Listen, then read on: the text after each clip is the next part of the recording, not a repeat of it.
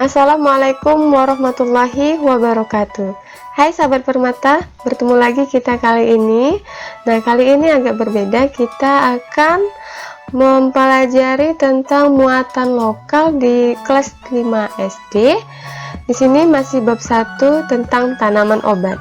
Nah, baiklah, sebelum kita lanjut ke pendalaman materi, jangan lupa untuk like, komen, share, dan subscribe channel Rumah Cahaya Permata. Terima kasih. Baik, kita lihat dulu tujuan pembelajaran yang akan kita harapkan. Setelah mempelajari tanaman obat, peserta didik nanti diharapkan mampu untuk menjelaskan latar belakang sejarah obat tradisional. Kemudian nanti mampu menjelaskan pengertian tanaman obat dan mampu menuliskan jenis-jenis tanaman obat.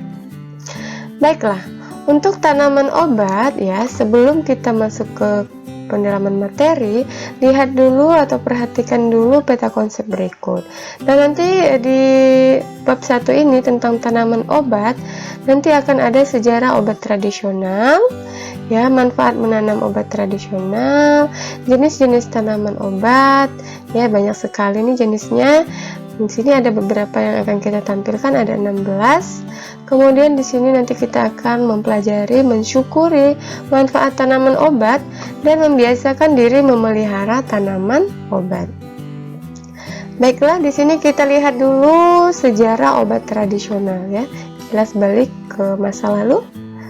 Ya, mengenal sejarah obat tradisional. Nah, di sini ada gambar jamu.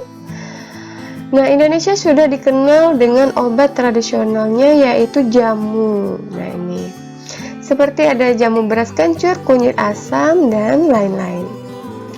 Nah, tak sedikit dari kalangan masyarakat yang mengkonsumsi jamu untuk menjaga kesehatannya. Nah, jamu itu pengobatan tradisional yang berasal dari Indonesia. Tujuannya untuk merawat gejala di dalam tubuh dan sudah diturunkan dari generasi ke generasi. Nah, jamu sudah diklaim sudah ada di Indonesia itu dari 1300 tahun yang lalu saat kerajaan Mataram berjaya. Berarti zaman kerajaan. Nah, buktinya ya, misalnya ini apakah ini benar? Nah, buktinya yang memperkuat klaim tersebut adalah adanya ukiran di beberapa candi yang ada seperti Candi Borobudur. Nah, umumnya penjual jamu itu yang secara tradisional dia langsung menjual dalam bentuk cair. Namun, sekitar tahun 1960-an mulai berkembang itu depot jamu yang menjual produk jamu dalam bentuk serbuk, pil, dan ada juga yang bentuk kapsul. Nah, ini yang masih dalam bentuk cair ya, dikemas dalam botol. Kemudian kita lanjut ke pengertian obat tradisional. Apa itu obat tradisional? Nah, obat tradisional atau tanaman obat ya. Tanaman obat adalah segala jenis tumbuhan yang diketahui mempunyai khasiat baik dalam membantu memelihara kesehatan maupun pengobatan suatu penyakit. Ya, saya ulangi. Tanaman obat adalah segala jenis tumbuhan yang diketahui mempunyai khasiat atau manfaat baik dalam membantu memelihara kesehatan maupun pengobatan suatu penyakit. Nah, tumbuhan obat sangat erat kaitannya dengan pengobatan tradisional ya, sama tadi ya. Nah, jenis-jenis tanaman obat. Di sini kita lihat dulu tanaman sirih. Nah, mungkin tidak asing lagi untuk sahabat permata tentang sirih. Sirih itu bermanfaat untuk apa saja? Yang pertama, menghentikan pendarahan. Yang kedua, untuk obat batuk. Yang ketiga, untuk menghilangkan bau mulut. Yang keempat, obat tekanan darah tinggi. Nah, pas sekali ya untuk musim pandemi ini, pandemi COVID-19 ini, di sini ada daun sirih yang bisa untuk mengobati batuk. Nah, ini contoh gambar daun sirih. Kemudian tanaman obat yang kedua ada kencur. Apa saja manfaat kencur di sini? Yang pertama bisa untuk mencegah kanker. Ya, yang penting rajin mengamalkannya. Yang kedua mengobati kencing batu.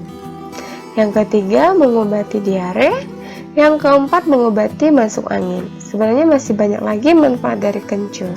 Nah, ini gambar dari rimpang kencur.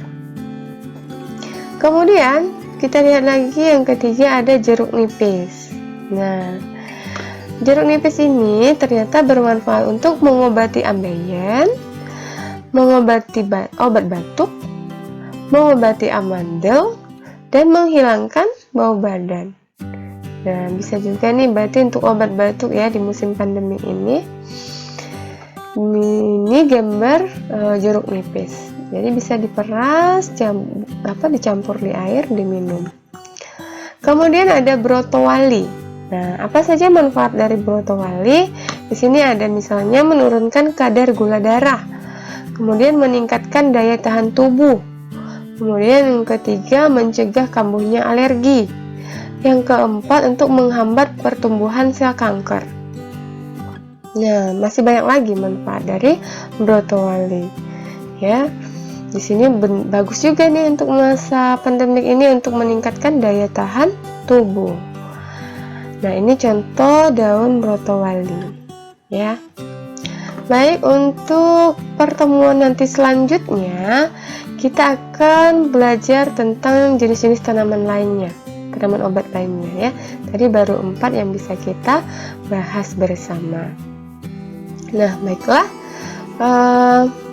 Untuk uji kompetensi, biar Cikgu Nur bacakan saja. Nah, dengarkan baik-baik ya.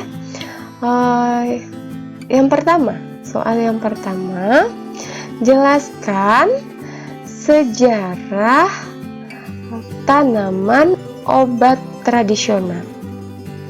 Ya, jelaskan sejarah tanaman obat tradisional atau jelaskan sejarah obat tradisional. Baik, nomor 2 ya, jelaskan pengertian dari tanaman obat.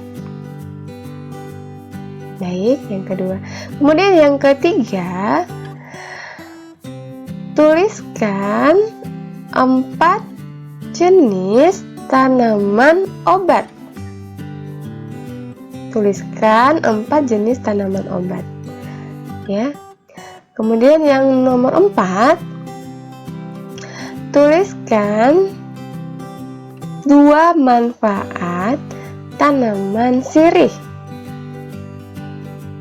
Yang nomor 5, tuliskan 2 manfaat tanaman obat jeruk nipis. Nah, ada 5 soal uji kompetensi. Silakan sahabat Permata untuk menjawab 5 soal tadi ya. Nah, baiklah.